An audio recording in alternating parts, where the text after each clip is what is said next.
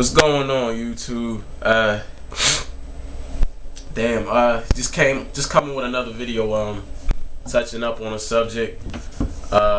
This just conversation right here. Just want to, find out what people think.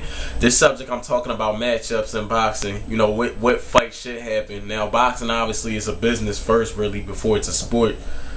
So, I don't expect all these matchups to happen, but I'm just gonna say some interesting matchups in some of the weight classes that I think everybody that's really a fan would probably more than likely like to see. I know everybody doesn't think like me. Everybody might have different opinions, but that's the whole point of the conversation. Let's see what everybody think. I'm gonna start out with the featherweights, man, and Eureka's Gamboa should face off against Juan Manuel Lopez. There's no doubt that should be the next fight. I think that'll be a big fight, especially for the little guys. That hasn't happened in a while. I'm not sure what y'all think, but I think that could be a pay-per-view fight. People who really follow boxing, I mean, that's a showdown right there. You got two undefeated fighters. Gamboa and Lopez, I think it has pay-per-view quality. I mean, if you took Moore and Mosley and put them on pay-per-view, I think Gamboa and Lopez deserves to be on pay-per-view, I really think that's a big fight, especially for the featherweights. That hasn't happened in a long time. Well, I don't know if that ever has happened, but that'll be a big fight. So Eureka's Gamboa versus Juan Manuel Lopez. That's the first thing. Second, I'll go to the junior welterweights. This Saturday, we got Khan versus Maidana. I already gave my prediction on that. I think Khan's going to win. Bradley should face off against Alexander. Now, if people don't know, this fight isn't official yet. They're talking about sometime in January, which is next month. But that fight's not official yet. It hasn't come up to terms, the signatures and everything. So, but hopefully, I'm thinking it will be official. So, Bradley will square off against Alexander. So the winner of Khan Maidana and the winner of Bradley Alexander obviously should square off. So let's say Khan beats Maidana and Bradley beats Alexander. There you go, Khan versus Bradley. Whoever wins between that, that's a little junior welterweight tournament right there. Pretty simple. I think a lot of people would agree with that. Let's jump down to the who else is it? Yeah, sticking with the welterweights, or junior welterweights if you want to say. I think Victor Ortiz, who is also fighting this Saturday against Lamont Peterson. Lamont Peterson, man, I'm not overlooking Peterson at all. I'm expecting Ortiz to come out with Victor Ortiz to come out with a victory, but I'm not overlooking Lamont Peterson at all, because Lamont Peterson is one hell of a good fighter. He put one hell of a good fight against Timothy Bradley. He gave Timothy Bradley his biggest challenge up to date. So thinking that Ortiz does pull through and wins this fight, I think Victor Ortiz should fight Brandon Rios next. This is a fight right here people might agree or not agree with, but these guys have some history. They actually used to be roommates. They both from Kansas City. And, Brandon Rios got a lot of hard feelings towards Ortiz, man. They didn't get along and shit like that. It's a little story behind this fight, but not so much for the story. I think this is a good matchup, man. Brandon Rios, he's a real good opponent, man. He's got a lot of willpower, this kid, man. I don't know if he's got all the technique down packed, but I'm not getting into techniques in this video like that. I'm just getting into matchmaking. If people follow the sport, you should know about Brandon Rios, and people obviously know about Victor Ortiz.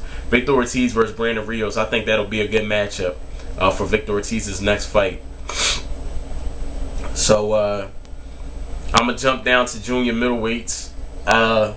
Sergio Martinez should face off against Alfredo Angulo. This is a match I've heard they tried to make, but it couldn't happen due to Alfredo Angulo wanted more money, wasn't satisfied with the pocket change.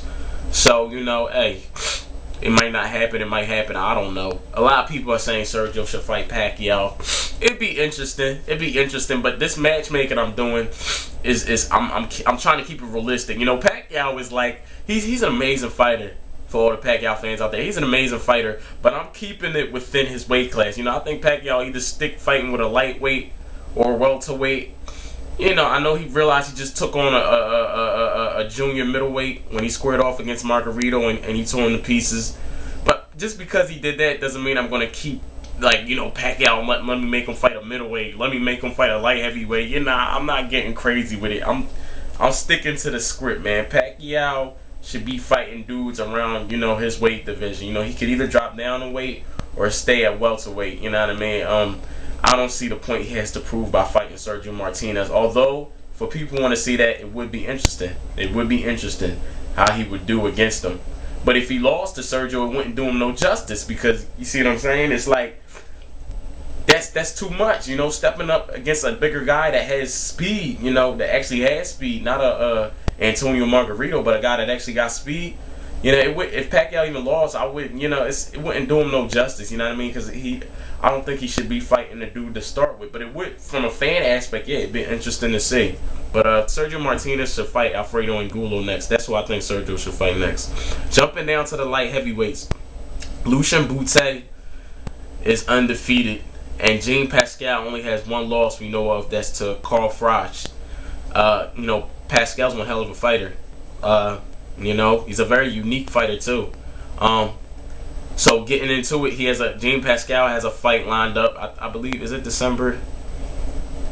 Is it the December 18th? I'm not sure, but he's fighting sometime in December. He's fighting Bernard Hopkins. You know, the famous Bernard Hopkins, and that's no easy fight when you're fighting Bernard Hopkins. When, you know, like I said, you know, we're not going to get into styles, but if people watch boxing, you already know about Bernard Hopkins. We already know, you know, he's a dirty fighter. He's real slick. He's clever.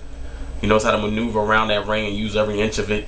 And he can use stuff to his advantage when the referee's not looking. He's a very clever fighter, dirty fighter at times, but clever when he does it.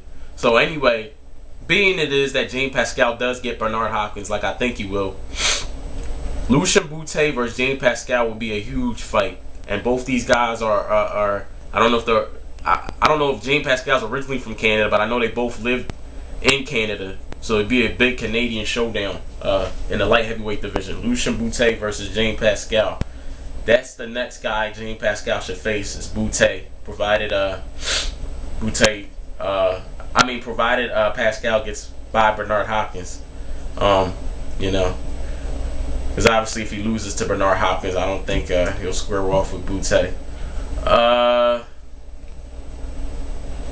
What else do we got? Heavyweight division. Let me hop up to the heavyweight division. David Hayes should fight Vitaly Klitschko. David Hayes is an amazing athlete. Got a lot of speed, and you know, went from being a cruiserweight to being an official heavyweight. So, you know, Ole Harrison wasn't shit. Fight one of the Klitschkos. David Hayes should fight one of the Klitschkos, Vitaly Klitschko, for the fact that Vladimir's got a fight coming up against I forget the dude's name, but you know, Vladimir's got a fight coming up, and you know, Vitaly's free right now, so fight Vitaly Klitschko, and you know, that'd be an interesting fight. David Hayes might be the one to dethrone one of the Klitschkos. Finally, he might be the one. You know, who knows? After Vladimir get done his fight, a potential opponent for him is Thomas Adamic. Dude's a terrific fighter. His only loss was to Chad Dawson. Speaking of Chad Dawson, I'm gonna come back to him. Thomas Adamic only loss was to Chad Dawson. Every other fight he's looked great. He's looked good, and you know, Thomas Adamic just beat Chris Arreola in his debut at I think that was his debut at the heavyweights. I think so. I'm not sure, but he beat Chris Arreola last fight. So when Vladimir gets done whooping the bull's ass that he's supposed to fight, he can fight Thomas Adamic, and I think that'll be a good fight. So David Hayes versus Vitaly Klitschko, Thomas Adamic versus Vladimir Klitschko. There you go. Let's jump back down to the welterweights. This is an obvious fight Pacquiao should fight next. Mayweather. Period. Mayweather. We all know it. I think everybody can agree on that one. Mayweather versus Pacquiao. If that fight can't happen, because we know there's a lot of shit that goes into putting that fight together. If that fight can't happen, then you know who Pacquiao should face? He should face Marquez, man. Let's see him face Marquez for the third time. That's my opinion. He should face Marquez for the third time. If that fight can't happen, well then, god damn it. I don't know. You know. I hear people say Andre Berto has fast hands and he's undefeated, and I guess I'd rather see Andre Berto fight Pacquiao than Mosley. But here's the next thing I'm gonna get into. because that's the reason I'm not putting these guys up to Pacquiao, because I don't think they on their level. I think Mosley and Cotto, guys that are still lingering around in the division, that are still willing to fight. You know, they haven't retired yet. They're still willing to fight. Cotto's more interested in Mosley at this point. But, you know, Mosley's got the heart of a lion. You never know. You never know if he could bounce back. But, you know, I don't know. Andre Berto should go ahead and face Mosley or Cotto next. I know he wants Pacquiao, but don't jump right into the lion's den. You know, face Mosley or Cotto first. I think Cotto will be a bigger challenge for Andre Berto, really, at this point in his career. So if he can't get that match made with Miguel Cotto, fight Miguel Cotto next. If you can't get Cotto, then, you know, Shane Mosley next. Of course, Shane Mosley, they're talking about he's going to have the chance to fight Pacquiao. Once again, I already know, but I'm just saying matches that should happen. I think either Shane Mosley or Miguel Cotto should square off against Andre Berto. Either one of those guys will be the biggest test up to date against Andre Berto. And if he beats either one of them, people, let's give him some credit.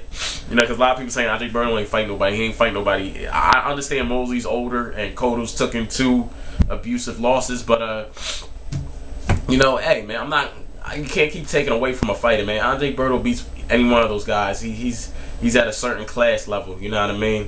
If he beats him, you know, decisively in a good fashion. You know, not how Moore supposedly beat Mosley, not that fashion, but a good fashion that says, whoa, you know, this kid's really got something. You know, so that'd be a good challenge for him, either Cotto or Mosley. One more fight. What do I have here? Shit, you know what? I may have covered everything. Yeah. I definitely covered everything that I plan to talk about. So yeah, you know, that's just fights I think that should happen potentially within the sport of boxing. Obviously, it's a business. Obviously, money comes into play. Weight comes into play. You know, we got catch weight nowadays. Of course, that's only really happening with one specific fighter. You know, this catch weight shit. But you know, leave me comments as always. You know, let me know what y'all think, and you know, don't forget to subscribe, man. Slideways 100. I'm out.